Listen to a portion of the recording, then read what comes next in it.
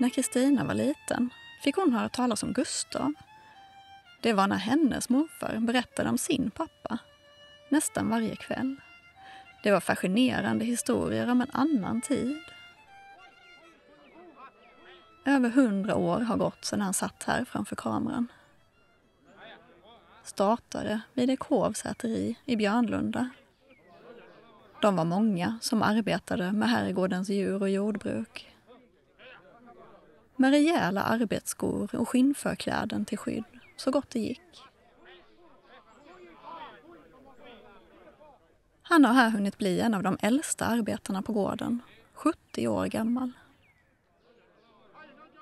Men när han en gång flyttade hit var han ung och stark, nygift med Hedda och sonen Albert på väg. Året var 1878. Den lilla familjens bostad bestod av ett rum. Maten lagades över öppen spis. Det enda rummet fick fungera som både kök, vardagsrum och sovrum. Och de var inte ensamma i huset. 3 familjer bodde här. Boendet var en del av lönen. Han fick också mat i lön. Det var råg och vete och korn, ärtor, sill, mjölk och en späd kalv. Höns gav ägg till matlådan under en arbetsdag på åkern. Lite kontanter betalades också ut. En årslön på 83 kronor. Men den summan skulle minska med åren.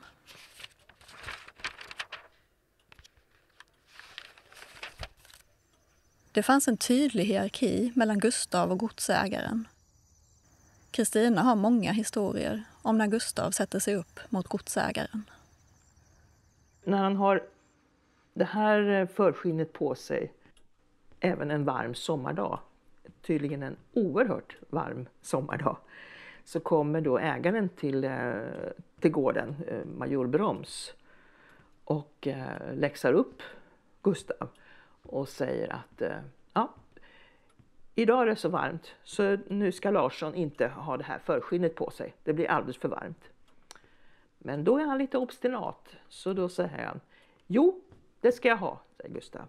För jag ska säga majorn att jag har så kall stuga så jag får så mycket frysa om vintern, så nu tänkte jag att jag skulle värma mig.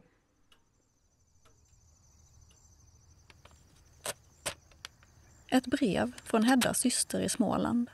Det är 3 år sedan de hörde senast. Hon grämer sig och undrar varför de aldrig skriver. Det är också väldigt rörande. I något av de här pappren så skriver han själv: nu har jag glömt bort till att skriva. Han skriver inte så ofta då. Gustav övar på sina R. Många ord upprepas flera gånger. Han gick i skolan, men sen skrev han allt mer sällan. Men att kunna skriva brev var viktigt. Hur skulle man annars kunna hålla kontakten med släkten? Han verkar envist kämpa för att hålla liv i det han lärde sig i skolan.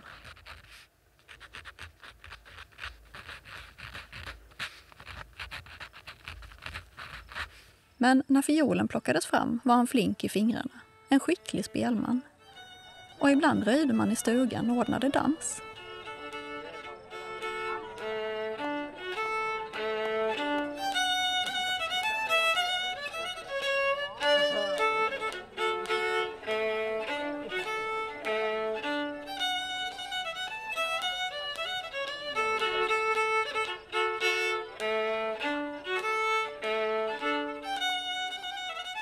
Det berättas också om att den här fiolen köpte Gustav när han var dräng vid Finnvik i Frystuna socken. Den hade legat under en gustaviansk säng i 45 år. Och jag vet inte om det var i den vevan som han började spela. Det kan ha varit så. Och att han var lättlärd och lärde sig snabbt.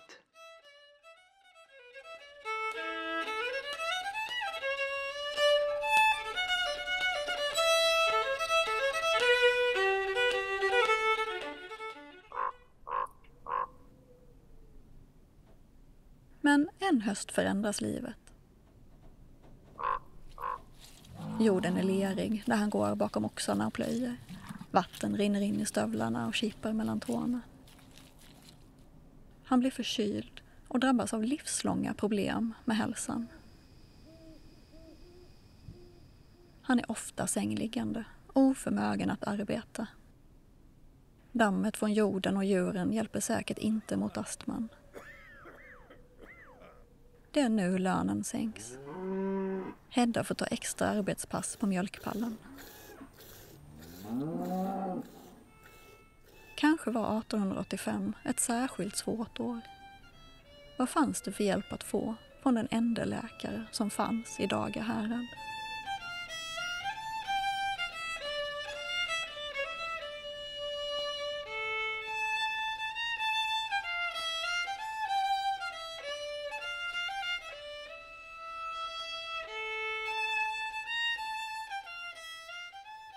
Gustav prövade flera olika kurer. Kurer som läkare nog skulle kallat kvacksalveri.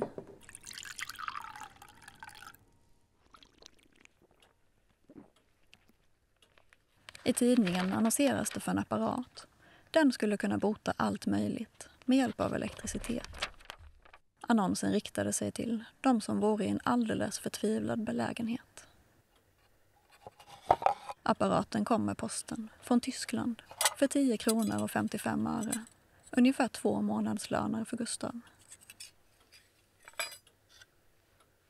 Men sjukdagarna fortsätter.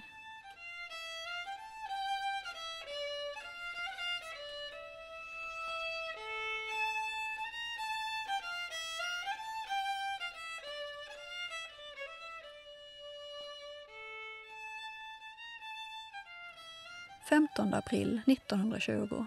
Ett av de sista spåren efter Gustav. Ett brev med prydliga bokstäver till sonen. Jag vill bedja dig att om du har hälsan, att du får hem om söndag. För jag är så dålig så jag tror att jag inte har så lång tid här på jorden kvar. När hösten kommer är det slut.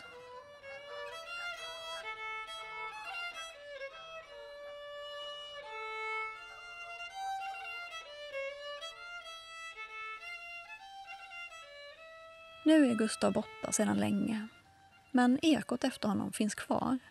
Han blev den första av flera generationer spelmän. Kristina var 9 år när hon började spela på Gustavs fiol. Som sagt, hans repertoar blev aldrig nedskriven, men jag vet ungefär vilka spelkamrater han hade haft som var något yngre. Och de hann bli besökta av upptecknare. Så i en del utgåvor så finns faktiskt repertoaren därifrån Björnlunda nedskriven. Så där har jag liksom kunnat gått och hämta den i efterhand. Och då förstår jag ju, jaha, det var det här han spelade.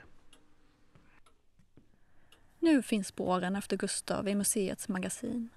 Det är en historia som annars ofta inte syns, som har funnits undangömd i skuggan. Spåren efter Gustav berättar om en statares liv, före modern sjukvård och med hårda arbetsvillkor, innan skrivkunnigheten var självklar. Men också om glädjen i musiken.